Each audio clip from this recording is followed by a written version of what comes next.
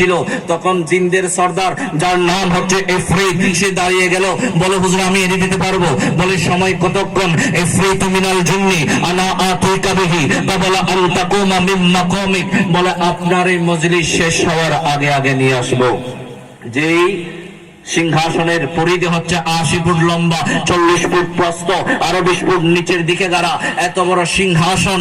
ওই ইফরিত, যে কিনা জিনদের সর্দার, সেই ঘোষণা দিল যে আমি এনে দিতে পারবো। বলে সময় কতক্ষণ? বলে আপনার এই মজলিস শেষ হওয়ার আগে আগে নিয়ে আসবো।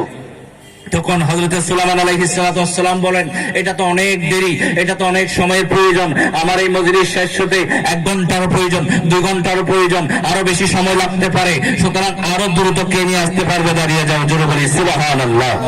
তখন ওই মজলিসের মধ্যে একজন আল্লাহর ওলি ছিলেন, যিনি আমার রাসূলের উম্মত নয়, যিনি হচ্ছেন অন্য রাসূলের উম্মত, যার নাম হচ্ছে আসিফ ইবনে বারখিয়া। উনি দাঁড়িয়ে গেলেন, বলে হুজুর আমি এনে দিতে পারবো। বলে সময় কতক্ষণ? বলে সময় বেশি না, আনা আতিকা বিহি ক্বাবলা আন ইয়ারতাদ্দা ইলাইকা তারফুক, বলে আপনার চোখের পলক পড়ার আগে আগে নিয়ে আসবো। চিৎকার দিয়ে বলেন সুবহানাল্লাহ। বলে আপনার চোখের পলক পড়ার আগে আগে নিয়ে আসবো। কেমন উচ্চ মাকামের আল্লাহর বলি, চিন্তা করে দেখেন, যিনি 80 ফুট লম্বা, 40 ফুট প্রস্থ, আরো 20 ফুট নিচের দিকে গাড়া, এত বড় সিংহাসন চোখের পলকের মধ্যে হাজির করতে পারবেন, ইনি কত বড় আল্লাহর বলি, চিন্তা করে দেখেন। তখন তিনি হুজুরের থেকে অনুমতি চাইলেন, বলে হুজুর আপনি অনুমতি দেন, আমি এখনই নিয়ে আসবো। তখন দেখা গেল ফালাম্মা রাহু মুস্তাকিরান ইনদাহু, হযরত সুলাইমান আলাইহিস সালাতু ওয়াস সালামের অনুমতি দেওয়ার দেরি, চোখের পলক পড়ার আগে আগে 80 ফুট লম্বা, 40 ফুট প্রস্থ, আর 20 ফুট নিচের দিকে গাড়া এত বড় সিংহাসন ওই আসিফ ইবনে বারখিয়া তিনি ওনার চোখের সামনে হাজির করে ফেলেছেন। চিৎকার দিয়ে বলি সুবহানাল্লাহ। আল্লাহর ওলিরা চাইলে পারে কি পারে না? আরেকটা আওয়াজে বলেন, পারে কি পারে না? পারে। তাদেরকে ক্ষমতা দিয়েছেন কে? যদি অন্য রাসূলের উম্মত হয়ে আল্লাহর ওলির এত বড় পদ যদি থাকে, আমার রাসূলের উম্মত হয়ে আমার রাসূলের উম্মতের আল্লাহর ওলিদের পাওয়ার কেমন হতে পারে? চিৎকার দিয়ে বলেন সুবহানাল্লাহ। কাল কিয়ামতের ময়দানে দেখবেন, হয়তো দেখা যাবে ওই আসিফ ইবনে বারখিয়া উনি লাইনের মধ্যে দাঁড়িয়ে থাকবেন জান্নাতে প্রবেশ করার জন্য।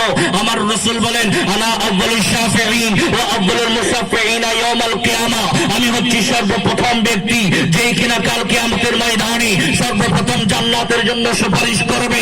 শুধু তাই নয়, আমি রাসূল সর্বপ্রথম জান্নাত উদ্বোধন করব। তখন সাহাবারা বললেন, ইয়া রাসূলুল্লাহ, ইয়া হাবিবাল্লাহ, আমরা তো আপনার গুনাহগার উম্মতগণ, আমরা কি করব? আমার রাসূলের অনেকগুলো হয়তো গুনাহগার উম্মত থাকবে, তারা কি করবে?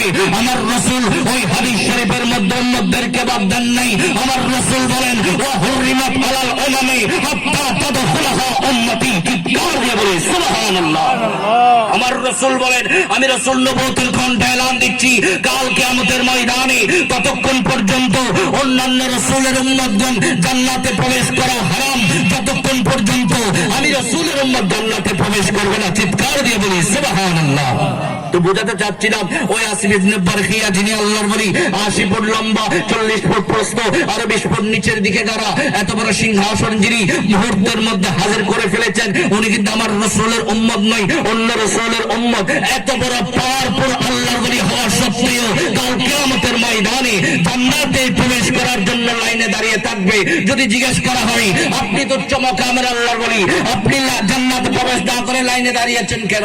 তখন উনি উত্তর দিবে, আমি যদি আজকে রাসূল আরবি সাল্লাল্লাহু তাআলা আলাইহি ওয়াসাল্লামের উম্মত হতে পারতাম, আগে আগে জান্নাতে চলে যেতে পারতাম।